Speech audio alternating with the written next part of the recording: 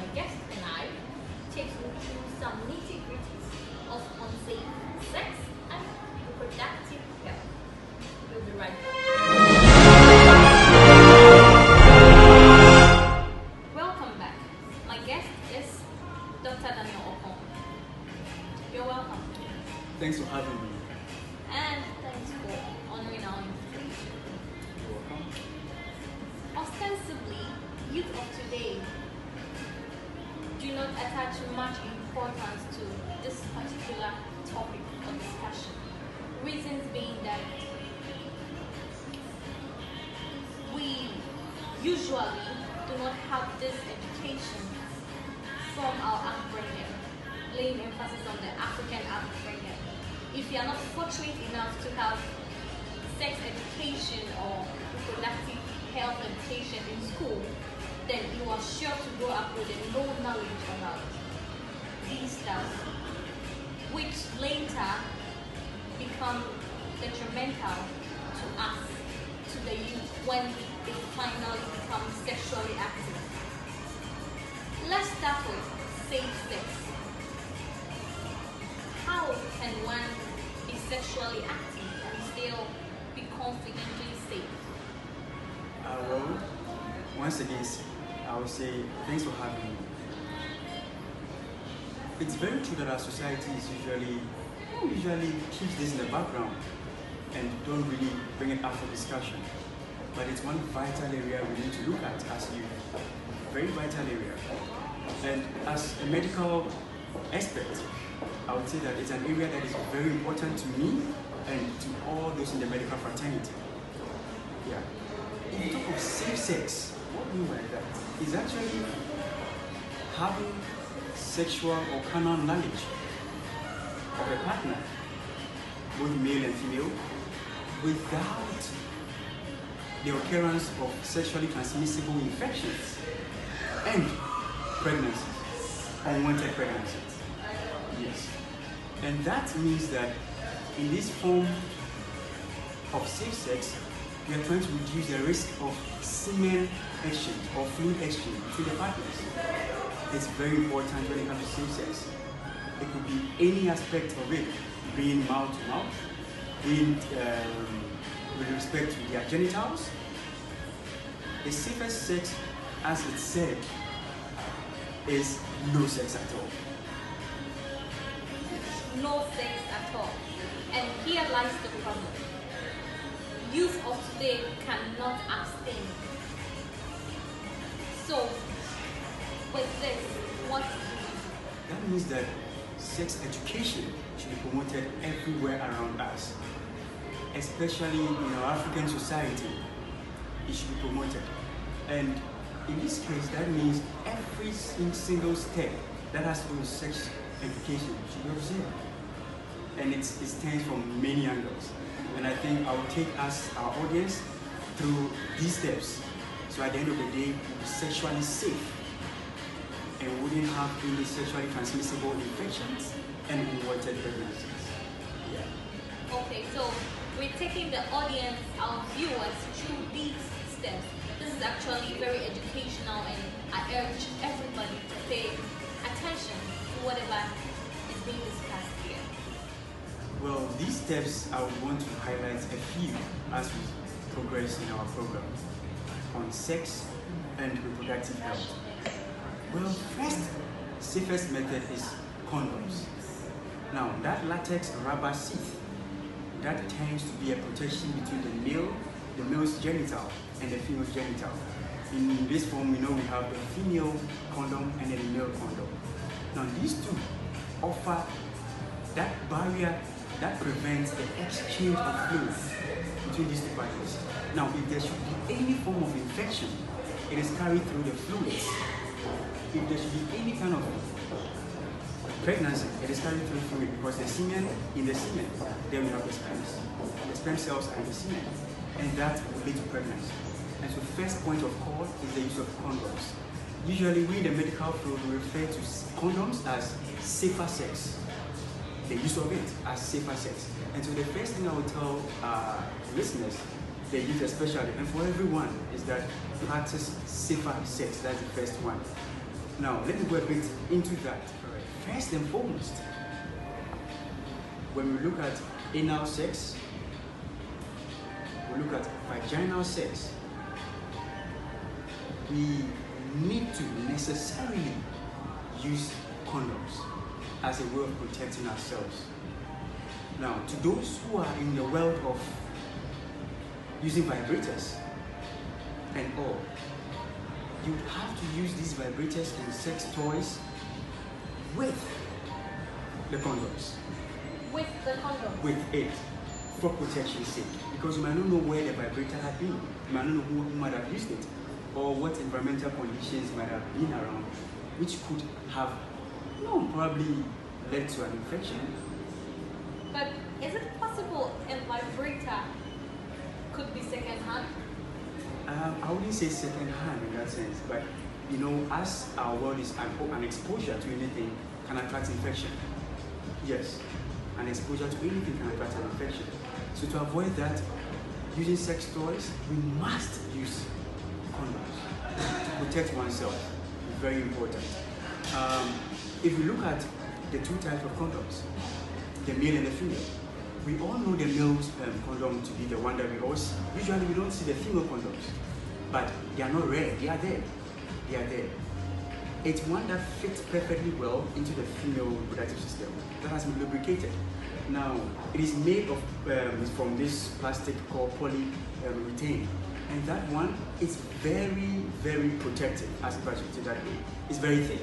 The latex is very, very thick and grants high protection. Yes, and so that is one aspect we should look at as the youth or as people who want to go into who are sexually active. Don't forget that even for sex toys, please and please use condoms. Okay. How effective is condom? Well, I would say that it offers about 98 to 99% protection. Now, it can't be 100% because at some point in time, the risk, which we'll discuss a bit later on, the risk of using these safe sex mechanisms. Yeah, so we can say 98 to 99% safe because at least it provides that barrier that will prevent exchange of fluid between the male and the female within the period of sexual activity. Yes. Yeah. Okay. So aside condom, what other preventive measures can we use? Well, I've heard lots of the youth saying coitus interruptus. I don't know if you've heard of that before. Coitus interruptus, it means that during the period, it's actually men or guys or the youth. They use it as, let me say, to avoid pregnancies, as a precaution towards avoidance of pregnancy. And so at the point where they feel that they are about releasing semen, then they withdraw from the female genital that we're looking at. Yes, that's what we term as coitus interruptus. But I don't think that is even up to 50% safe. It isn't. That's why I mentioned it. It isn't at all because there is something called pre-ejaculatory fluid, and that may contain sperm cells, and that may lead to pregnancy as well. So it's never safe for people to practice that, especially guys. We've had a lot of these cases here and there. Those of us in the medical fraternity, and the guy tells you, but I didn't do that either. But actually, he forgot there was pre-ejaculatory fluid that led to that. So yes. Now, if you should ask for the safest way, like I mentioned early on, and that is no sex at all. Abstinence. Yes. Okay. So basically, all we are talking about is abstaining from sex until, as we say back home, marriage. But this is the society we are in now. Everybody's doing it. You can't tell, or you can't be sure if a person is abstaining or not. Therefore, we just educating the youth on how to be safe, just in case you are sexually active. So, apart from condom, for the second one, I don't really accept it. What other safe precaution for you? Well, we have the time where the female's fallopian tube is tied. And we have the type too that the vesicle through which the guys, our semen flow through, is also tied.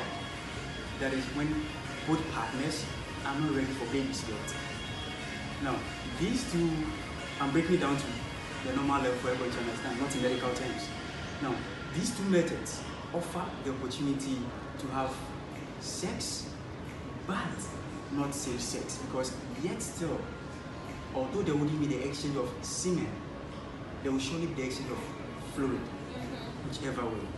And so, in our current state, in our current world, I would say the only remedy we have is condoms. But I would say our best bet should be put on condoms. But I would want to take our viewers through a few steps in choosing in the condom. Guys and ladies out there, anytime you go buy a condom from a pharmacy, or even anytime you pick one from a medical or a healthcare center, ensure that you look at the expiry date, number one. Number two, ensure too that it's highly lubricated. We've had issues where, sorry, will it come up with something? Yeah, how do you know a condom is highly lubricated? When you pick it from its pack, you should realize that it's highly lubricated. Pick it from the pack, as in When you bring it remove out it, itself, yeah? that is what I mean. And if it's not? If it's not, then it's not good for usage. Now, I will explain how, later I will explain why it's so. Yes, I will explain why it's so. Alright, so we've arrived at the conclusion that our best and safest bet is condom. Apart from condom, I don't really know about the other precautions, but I think if you're sexually active, just rely on condom. Even though it's not 100%, but you are sure to be safe. We'll be back after this commercial. Welcome back from the commercial break. Now we want to know, if we say safe sexual activity, what do we mean? What do we mean by that? Well, in addition to what we discussed early on, I want to add this, that we should try and maintain a monogamous relationship. Monogamous in the sense that we keep one partner.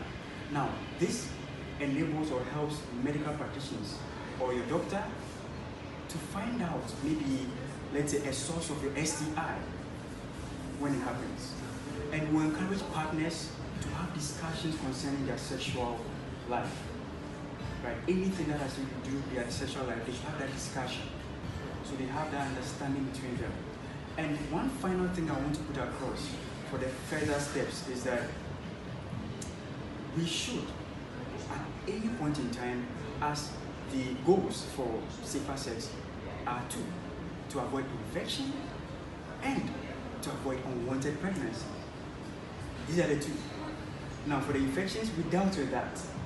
Now, to avoid pregnancy, I will encourage that even though condoms are used, or we are encouraging the use of condoms, after we looked at the expiry date, the lubrication, and all, we should also look at one thing, that we should add additional contraceptives during the moment we enter our active sexual life. Yes, because, like I had reserved to say later, why do we ask for lubrication? That is to avoid excess friction during sex. Excess friction can lead to a crack or a break of the condom. And once that happens, the risk is exchange of fluid, exchange of semen goes, pregnancy is there, infections are there. You get it? But when we use additional contraceptives, it can prevent the pregnancy, but of course not the STI.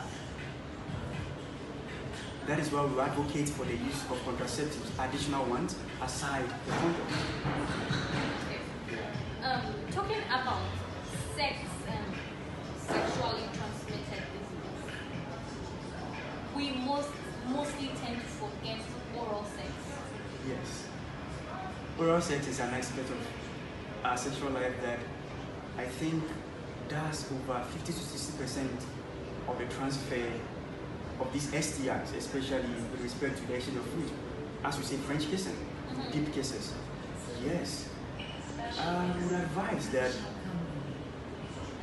if you are in a monogamous relationship and if you are someone who has that sexual discussion with your partner, you both should be able to overcome some of these things. Dental care should be observed, and other steps to be taken to ensure that dental hygiene. Yes, because through that we have lots of infections, that we can have over there. So yes, and so kissing also leads to the exchange of fluids, which contributes about 50 to 60% of these STIs we have. Okay, and oral sex is not just kissing. We have other aspects of oral sex, if you know what I'm talking about. So yes. All right. I think as we move on to target, we would look at that part too. All right. Now I want us to. Some people may not know the types of diseases we can get from sex, sexually transmitted diseases. All right. I think we all can bear witness of HIV/AIDS. Mostly that's the only thing we all know. Yeah. But actually there are more. Exactly. There are more. We have herpes, gonorrhea, we have syphilis, and it will interest you to know that syphilis is actually killing lots of people than we actually imagined. Lots of the youth, when they go for this healthcare checkup and all, we realize that majority of them are infected with syphilis, gonorrhea, herpes, warts. All these are infections that are sexually connected. When we do not take care of ourselves well and have good sexual health. So if you ask for a few of these sicknesses, these are a few I can mention to you. Okay, so these are a few, as I said, meaning there are more. But most of the times we only emphasize on HIV/AIDS, gonorrhea. I think those are the most popular ones that we do. But I think if you do more research, you learn more, you find out that there are a lot more than six. We'll be back after this commercial.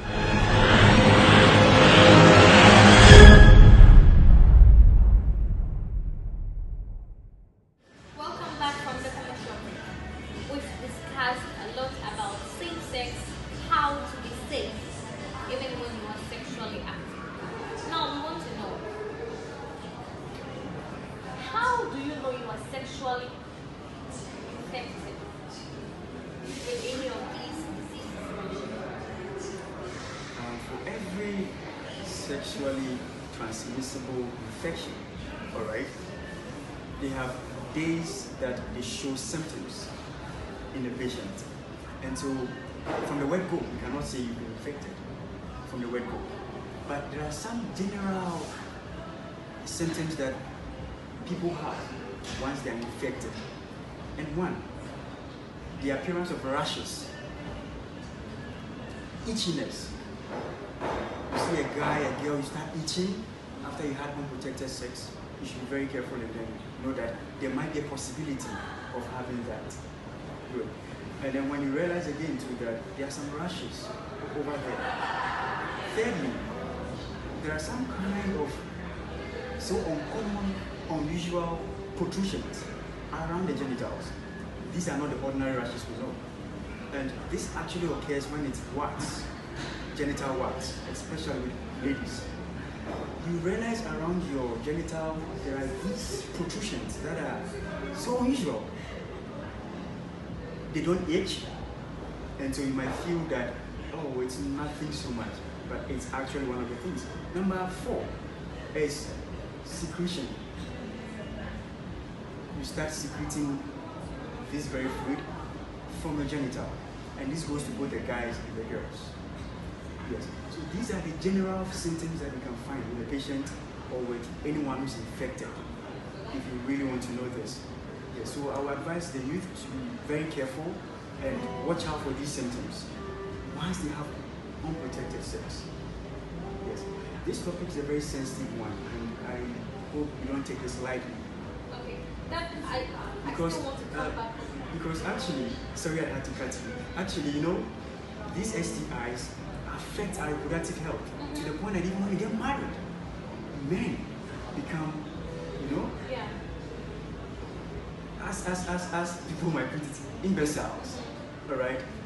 And And even the womb as well, with the ladies. Yeah. Other infections there too. Yeah. So these are very. So I still want to come back to my point. You talk that we are just emphasizing on sex. But you know, there are some oral sex activities that could also, I don't know as a professional, but could it also bring these symptoms you're talking about? Yes. Many a time. No penetration, but those activities that goes on orally. Would you be kind enough to tell me some of the activities? For example, sucking as vitamin J. Alright, so I'll take it one after the other. So you mentioned, then I address, and then you take the next one. Yes. I think this came into our culture. For the world, it's not new, but to the African culture, this came in not long ago. I think once we entered this millennium, that is when we had this thing called PJ, blowjob, right? Yeah. Yes. It has a high risk of infection. Imagine putting an infected thing in your mouth. Of course, you are leaving traces of infection in your mouth. And imagine a mouthful of infection being the entrance where you put your genital. Of course, you understand? It's an invitation of infection on its own. Alright, so it's very, very, very not safe, so not safe. And so we say that even for BJ, as the simple job, you should recommend that your partner puts on a condom. That's the safest way to do BJ for your boyfriends. Please ensure that you put on condoms because it really, really saves us these infections. Yes, so that's the first one. Okay. The next one, fingering. That is also another source of infection. Yeah.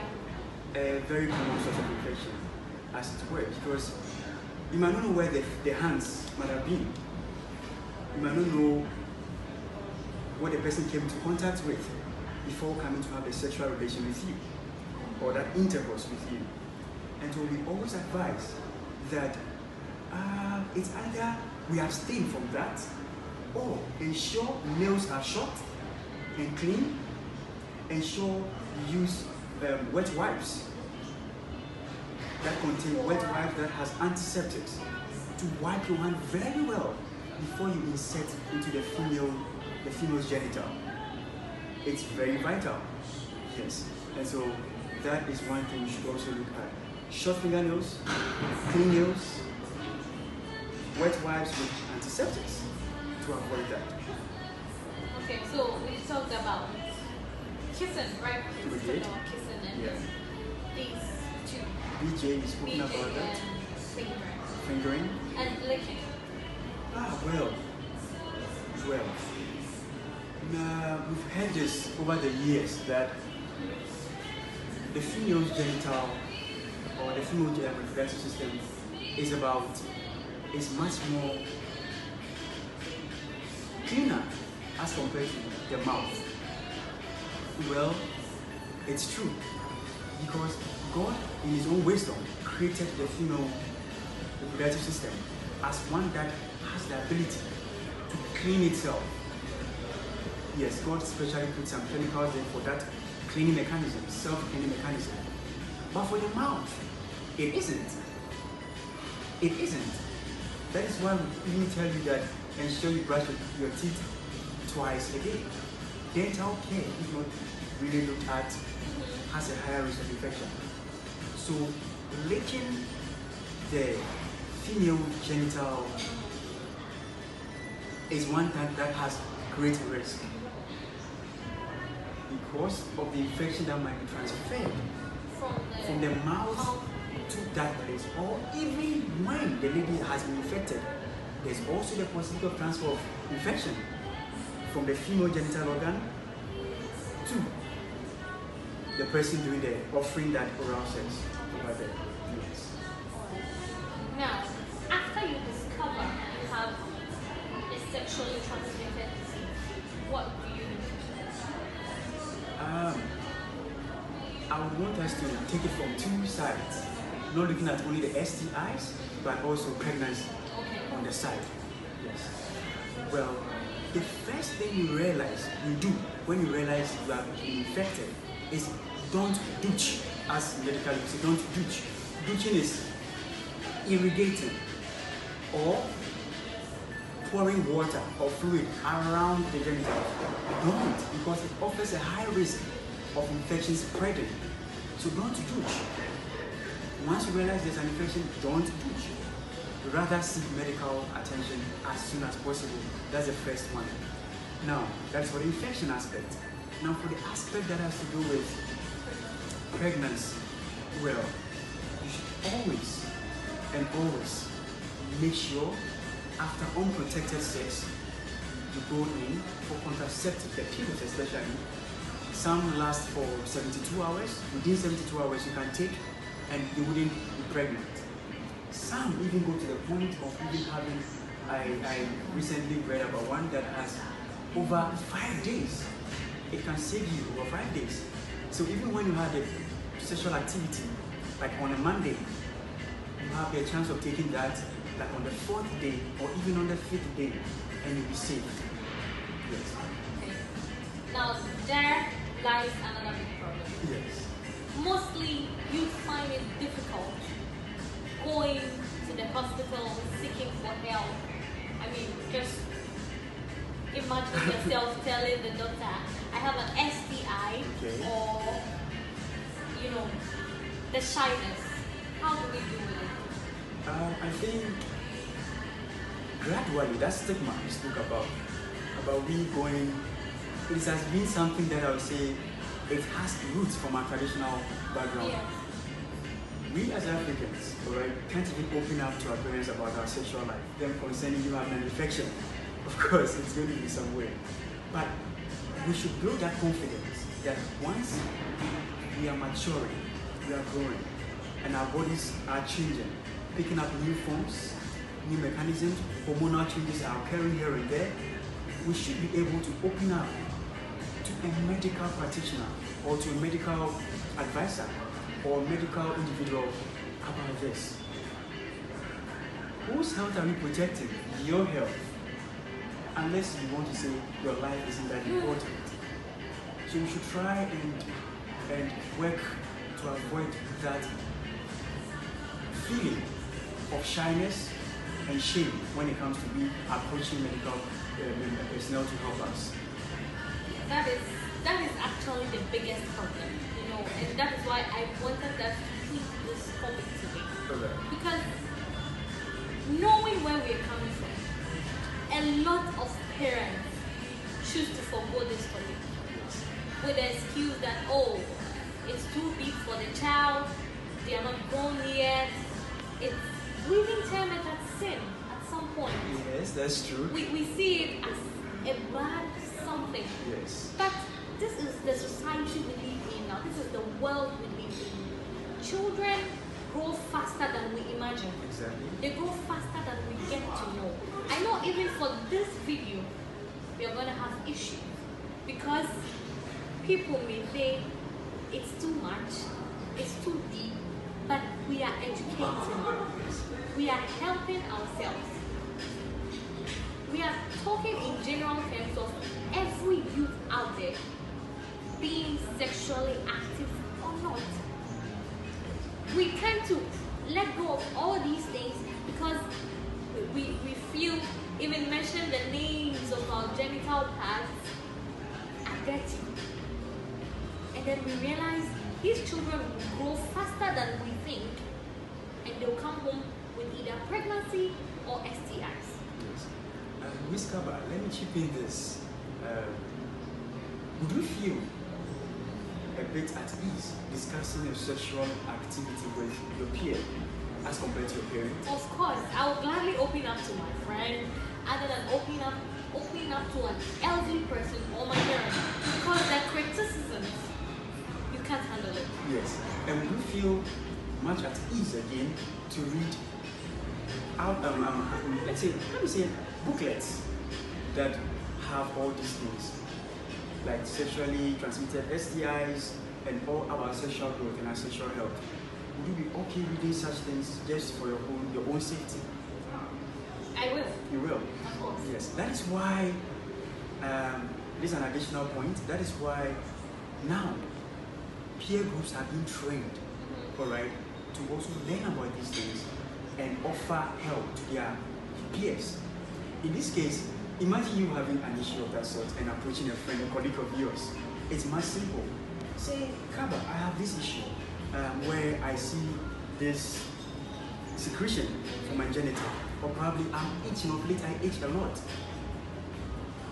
Once the peer has been trained, because that is what we offer a lot of our peers now, this medical training, it's going to be very simple for it to be treated.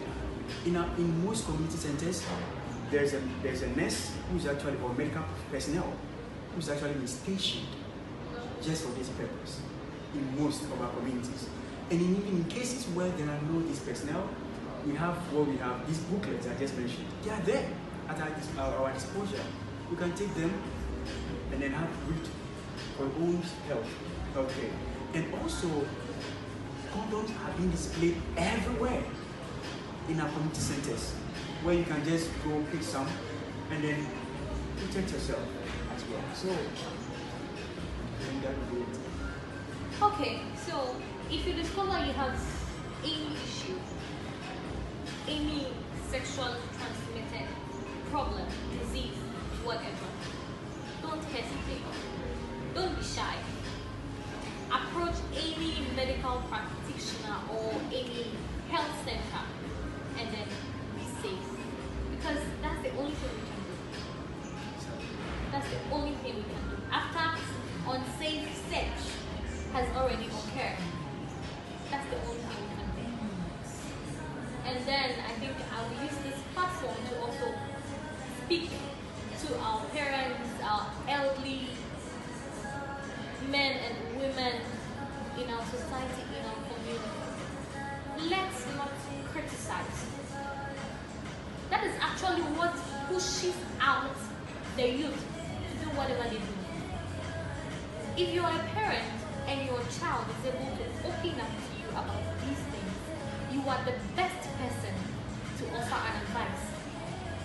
But if you push the person out, oh, you are becoming too known, you are becoming all those things we tell our children. Sometimes you feel, oh, come on. Yeah. You are, it's too much for your age. We tagged this particular way in society. Exactly. Yeah. It rather pushes them out. The person will go and talk to a friend who will in turn give a bad advice. And you don't know what is going to end. That's actually the cause of a lot of unsafe emotions. Because the person will not feel comfortable telling her mother or her father, hey, you don't know what's going to happen next. So why don't I go and tell my friend? So we should cut down on these harsh criticisms and rather open up for our children or younger ones. Whether you like it or not, the harm has already been done. If the person is pregnant, she's pregnant. You can't kill her. Unless you are that wicked to kill two people. What has happened has happened.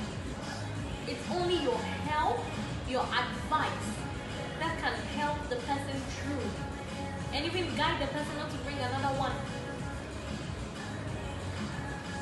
And Let me just chip in this. You mentioned unsafe abortions. I remember there was a time we had to deal with a case like that. This young girl, I think she was about, if I'm not mistaken, 16, 17 years old, who had gotten herself pregnant and wanted to abort. She consulted a friend, went to buy this medicine from the pharmacy and used it. Now what happened was that she actually successfully aborted, but not wholly. A portion of it was left within. And that is another story for another day. We need to save lives, save our lives first, and the lives of others. Yes, and I wouldn't want this to befall anybody, not a sister, not a friend. So, basically that's it. It's actually an educational session. Just want to reach out to the youth and help each other. We are all involved. We are all parts. You don't know what will happen to you tomorrow. You don't know what you will get yourself in tomorrow. And if it happens, it happens. You can't change the time. But rather, we can put in place measures and steps to help each other. So, let's talk about some safe sex myths. Safe sex sayings. You know, it's funny to talk about the myths that come with sex. Actually, before I spoke, I poked my nose into that. Let me go to this aspect. I would advise that anyone involved in anal or rectal sex should avoid that, because it's one way that we get infected. But in any case, if an individual should have done that and realized that he or she has an infection of that sort, the person must quickly, as we said, don't do douching, don't put water there, because that would increase the spread of infection. And again, the individual should do what we call, go to the hospital, we call the post-exposure prophylaxis. Yes, PEP, as we say. Now, when they do that, they actually study to know what infection that might have gone on. It's a way of saving ourselves. Now, the myth, which are some funny statements that we make about sex. Ladies and gentlemen, planned sex is not a passion killer. Planned sex is actually a lifesaver. Many people have the mindset that, oh, if I plan for a sex, it will kill the passion that we will have at that moment, that time for it. It's not true. You are saving your life. That's the first thing. The second myth that people have is that it's interesting to know that they tell you that if you should use a condom, you don't feel the sex. It's funny. It's very funny. Because I was wondering. What? You are saving yourself from these infections. But gentlemen, if you feel that using a condom doesn't make you feel the vibes that there are in having sex or sexual activity, try doing it without it and face the consequences of the infections. Notwithstanding that, there's a little solution I can suggest to our gentlemen out there, and that is, when you realize there's no feeling in there, put a drop or two of water at the tip, inside there, the condom itself, a tip, a drop of it, a drop or two. That will increase the feeling itself. So that's one thing you should know, that when you want to increase how it feels, add a drop or two at the tip of the condom itself. And with that, it will increase the feeling. There's this myth about, this stigma about going to the pharmacy to buy a condom. You'll be tagged, bad girl, bad boy, and all. That is why I think now from the vending machines, we can buy condoms. Yes, from the vending machines, you can buy condoms. So it's one way, community centers, you can pick condoms from there, and from anywhere possible also.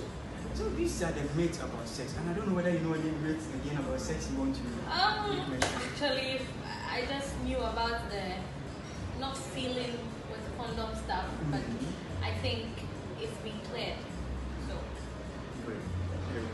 Maybe along the way I might think of another myth as well. Or if I think your viewers know any myth, they can come up with. Of course, you can comment there and let us know as well. Yes. So how do we overcome these barriers to safe sex? Well, first, learn how to use a condom. You should learn using a condom isn't difficult. You can go on YouTube, even on this channel. I think you should have a session where you teach your viewers how to even use it, both the female condom and the male condom. It's for their sexual health, and it's very good. So learn how to use a condom. One. Number two, we should now learn how to get access to condoms, and that is how vending machines like I mentioned, community centers, get them, and always do well to carry condoms in your wallets. And for the ladies, it is not, don't feel shy to carry a male's condom even in your bag, alright? Because in doing that, you are protecting yourself. If it should happen and you offer the guy the condom, you are in other words saving yourself. And so I think that should be something you should look at. Yes, yes. Okay, we've talked at length, and I'm sure we've discussed a lot that might interest you. I mean, it should interest you because it's for our health, not for just one person. We are talking generally in terms of all youth. And I believe if we heed to these few advices, it will help our health, sexual health, and then you have a healthy life. You only live once, so make the best out of it. See you next week on Springfield Breaker, and thank you for coming. Thanks for having me.